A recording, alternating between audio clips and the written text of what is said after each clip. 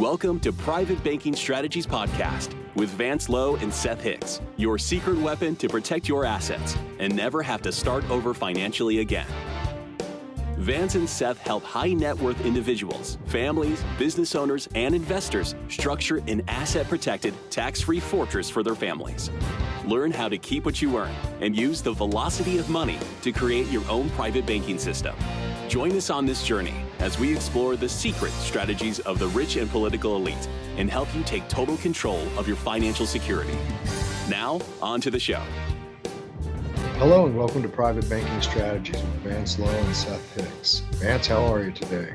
I'm doing great. Today we get to start talking about small business startups, and I'm looking forward to that. Yeah, we've been talking about the SMART risk framework and how families make wise decisions in the 100-year private family bank. We talked about what SMART risk frameworks are, how to avoid speculation and emotional decision making, how to protect your capital. Talked about some SMART risk filters, which include building a cash flow support model, making sure there's clear, reliable repayments on your private banking loans, protecting the capital. And we talked at length in this last episode about the competence and experience of one when going into a new business or a real estate investment.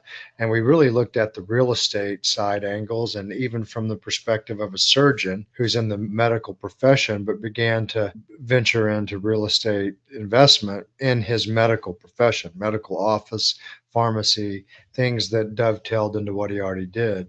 And so now we're going to talk a little bit more about the business startup. And let's say we've got a private family bank that's in multi-generational structure, and you've got a new up-and-comer who wants to start a new business, and they come to you with this great idea, so they think, and maybe it is, maybe it isn't. And what are the criteria that a family banking council would apply to make good loans, protect the capital, and expand their family bank? I think the very first step is a well-defined, well-thought-out financial structure goal of where this company is going to start, this new business is going to start, the projection over the first year, and maybe a projection out to 5 years, so that it can be explained to somebody by numbers. Somebody can actually take sheets and look at it and get the idea of where they're coming from. That's critical because that puts from abstract thought in a person's mind, it gets it on paper, and it starts to formulate an outline and a plan for success. Because we all have these ideas in our heads, we sleep on them, it changes or something goes goofy. So that makes it real. Then the next step, I think, is experience. Who has experience in actually doing that to verify the numbers? And Seth, both you and I, in our history in real estate and business startups have maybe done these things. I know I have, but as things start to progressing, our numbers are off. And I remember, which is next on the list, once you've got the expertise, you have to have someone out on the outside looking in, what I call playing the devil's advocate, a mentor, to run the numbers by to see if they're realistic. So give us an example of that, Seth. What is something that you've done in the past here?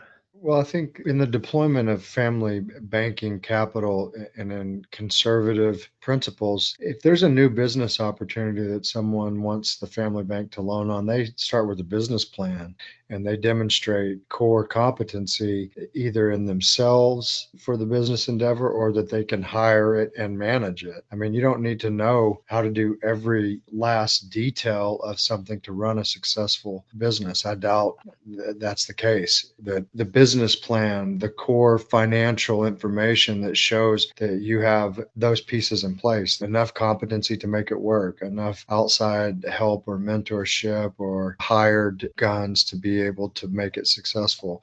You've got to have, like we talked about in the last episode, stress test numbers. What if everything does not go as according to plan? What if there are worst case scenarios that develop? How do you adjust and pivot to be able to pay the family bank? And if those things are well thought out and in a business plan, and there are contingencies and worst case numbers and it still makes sense, that's when you make a loan that someone may not have ever had any experience in that business before. It goes back to what I think the concept of owning a grocery store. What advantage would you have if you got to own a grocery store? We know what they're going to say. Well, I get all my food for my family free. And in Nelson Nash's book, Becoming Your Own Banker, he actually puts you in that position as a grocery store owner and the devastation that that would cause from stealing for yourself. We've said time and time again in startup companies, 10 new startup companies, 5 are gone in the first 5 years and 4 more are gone in the next 5 years. And one of the main culprits are stealing from themselves. They feel like they have an advantage because it's their business. And that is fatal thinking. And I guess I've gotten so far away from that now, I can't even imagine thinking that way. Because in the grocery store story, he says all family members have to shop at the family grocery store. They do not even get to pay the sales prices. They have to pay full retail price. Now everybody thinks, well, that's outlandish. That's not fair. And so there's one question he would ask, and I would ask our audience today: who is going to make that money? That's going to come right back to us, isn't it? Yes, and it's going to make the company more profitable. When you steal from a company, you're manufacturing haul trailers or something, you're a good welder and you've just got the experience, and you make yourself up one and you make your friends up one and you give them a discount. What have you done? You've sabotaged your company and you force the customers to subsidize that loss. And we know in the retail business that theft is one of the highest expenses in retail, to make it or break it. If we're talking here, a small business startups, do we understand and do we have the expertise to literally put that together and make that thing profitable as soon as possible? So those are the kind of the criteria that we need to look at when we're starting up. Again, does it line with the purpose of what we're doing? You know, is it totally out here abstract that nobody knows nothing about? Or is this part of the big picture of what the family bank wants to go after? Those things need to all be part of that small business startup process. And when you have that well-defined plan and security, that's when all the boxes are checked, then you're in line with your structure. That's when you can make a good loan. And I would say this, and I did this with the startup of ARS, which is part of private banking strategy. I got smart when I started this company, and I immediately formed a board of directors. And I think that's critical. It's like a loan approval board. You get the people in, but you meet on a regular basis. You find out where the company is. You go through, you divulge all the numbers, the expenses, the profits, and the problems. What are the problems? How can we fix them? What are the successes so that we can repeat them? In a startup company, if a family set up an actual board that met on a regular basis, you would know which way to turn faster than any other way. You don't want the loan to fail. You could find out in a meeting, and going through the numbers and everything on a quarterly basis, every 90 days, if not monthly, what help that needs, or if we need to employ an exit strategy, which we've already talked about. Right. Yeah. I mean, there's consistent accountability and transparency in the loan transactions that make the expectations clear. And that's how stewardship principles are instituted and the repayments are made, cash flow fits. And that's all done pursuant to documentation. Yeah. I mean, promissory notes or loan agreements, and because those are the rules. Just like when you play a sport, there are rules to the sport. Well, there's these rules and guidelines for family banking have to be in place for it to benefit different generations and multiple people as your family grows. Everyone has to know these are the rules of the game. So here's a hard question, Seth. What happens if one of those categories falls out? We have to make a business decision within the family. You're running a family business. You're running a family corporation. You're running a family private economy. This is the education that was denied us. This is how we are supposed to be living, independent of the world. We should be able to be successful, then using our society to benefit what we need and to contribute to society. But we don't get to cut corners. The biggest push, the biggest success should come within your own private family economy. Did that story feel like it was about you? Do you feel like you are generating a lot of revenue but are not moving forward as fast as you would like? Do you feel you should be making more progress toward your financial goals? Do you feel stuck? Let us help you get unstuck. Are you ready to take action and get your own private bank? Please visit us at www.privatebankingstrategies.com. So now we've done the criteria set. Let's go into how we back all this up, how we put in a procedure to document and use stewardship to make sure this all happens correctly. Well, you do it in the same ways that your centralized banks do it, like Wells Fargo and Bank of America. We actually have to create a loan agreement where the borrower agrees to a payment structure and an interest rate and a note term and amortization schedule that pays back the family bank. And there are promises and representations and terms, contractual terms that guide what the parties do. And if there's not a repayment or a modification in the event that repayment's not being made, the bank has to have their documentation in order to secure the collateral, take back the collateral, pay back the family the loan, because the bank always gets the money back. We've made good loans on good investments, and this is worst case scenario, but the documentation has to be in place. This isn't a case of a family just lending a kid some money or a brother or something. In most of those cases, they don't get paid back anyway.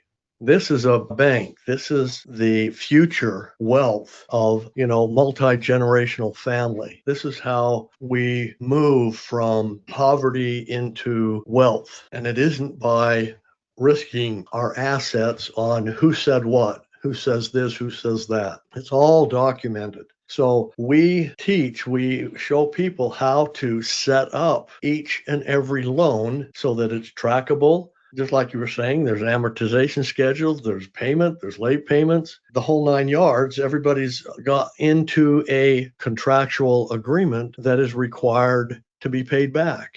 So that's the structure of starting with documentation and stewardship. The stewardship part is, okay, we have a agreement, and it as binding as with a real bank or a real lending institution as it is inside the family bank. So there's really no difference, and we want to treat it that way because we need to be able to be practicing in such a way that what if we lend money to a friend outside the family? What if we become a lender to some of the public on a private basis? We've got to have all of our stuff organized, accurate, and correct, because once those loans go into force, they can't be changed. I think the stewardship expectation and the rules of engagement with the family bank, sometimes it just depends on what type of family person you're talking to. Are you talking to a Vanderbilt type of family, or are you talking to a Rockefeller type of family? And if that doesn't make any sense to you folks, go back a couple episodes and listen to our case studies on the Rockefeller family and the Vanderbilt family. And why is that important? Because some children may think that I'm entitled to the family bank, and Dad, just because I'm your son, I'm your daughter, doesn't that entitle me to our family wealth? And the answer is no, not in a private family bank. We're not creating systems with private family banking where we create dependency and we create entitlement and we create, hand ups or how would you call it? I mean, something that's going to not help somebody effectively. The systems are in place so that they can help themselves. But entitlement is a dirty word. right? It's an environment where there's a pool of money for legitimate needs that can be used and repaid, with profit or with interest, and always grows. And that structure has to exist, and it has to have all these parameters so that all the expectations of each individual loan are in writing. The total agreement, what's expected, the repayment schedule, how it is expected.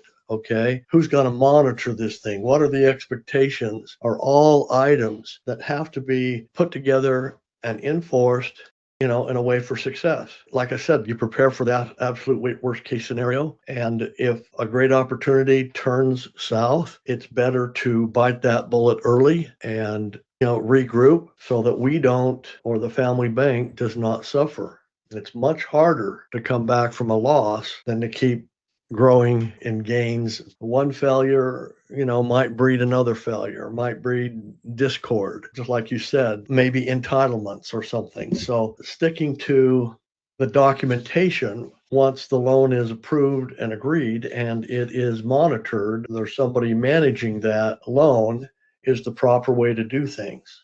And the loan documentation and collateralization is part of the smart risk framework that creates a protection over the entire system, the private banking system. So the loan documentation is simply an extension of the smart risk framework and making sure all the T's are crossed and all the I's are dotted. It ensures that your capital is deployed with the right opportunities and wisely, and things are well evaluated, and that everybody plays within the rules. And that creates the fortress that survives generation after generation. It really does. It gets to the point that one of the things that also on that stewardship part is having a council that looks and reviews and makes decisions. We're in multi-generational, and we go beyond the initial parents, and the second generation is now managing, or the third generation is now managing. There has to be a process to assure the values are upheld and the bank doesn't suffer. So these checks and balances are absolutely critical. The Rockefellers, I read in a book on the strategy that he didn't leave them money in inheritance. He left them access to money that needed to be managed correctly. And then a huge banking executor over the whole thing to stewardship the kids into action. They had to vote a president, and they had to, on a regular basis, go through the loans that were successful and the loans that were failing. And if a member, even extended member or someone else, had a loan that was failing, they were sent a letter saying, "We hope that you have enjoyed your inheritance, but you're no longer in good standing. And we hope you can take the payoff of this loan as your inheritance, but you're out of the banking. Or you can make it up. The loan will stay in force, the interest will continue. And if you make it up, then you can get back into good standing with the bank." So they literally had their policies and procedures, and they had to enforce those. And they would choose a different president each term, and they had to grow the money. They had to put the money to work. So they had to find places that were secure to be able to invest in. They were taught how to follow and document their procedures to the success of the bank, and it's beyond measure.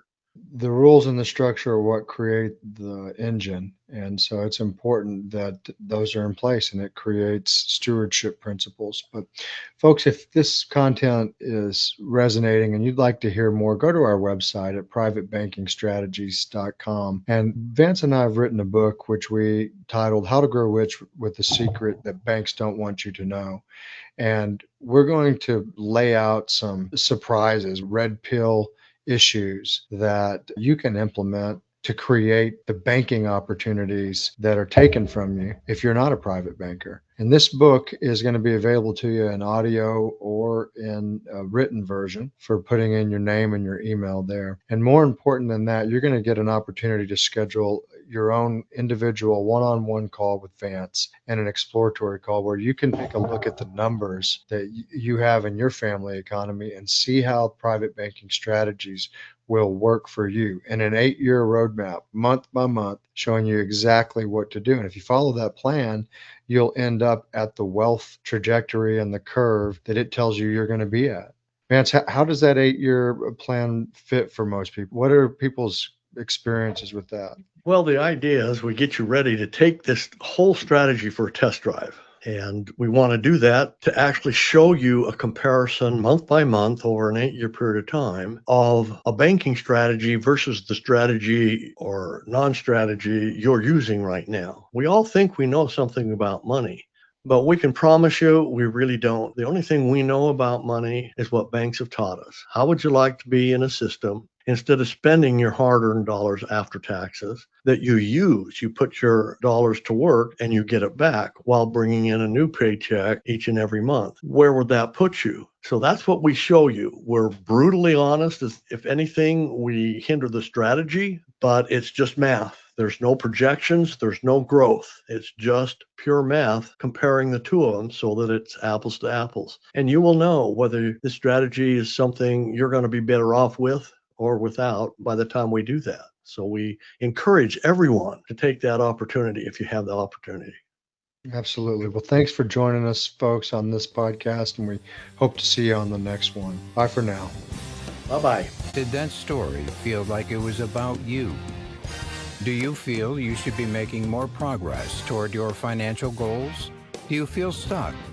Let us help you get unstuck. Are you ready to take action and get your own private bank? Please visit us at www.privatebankingstrategies.com. Thank you for listening to the Private Banking Strategies Podcast. Click the subscribe button below to be notified when new episodes become available.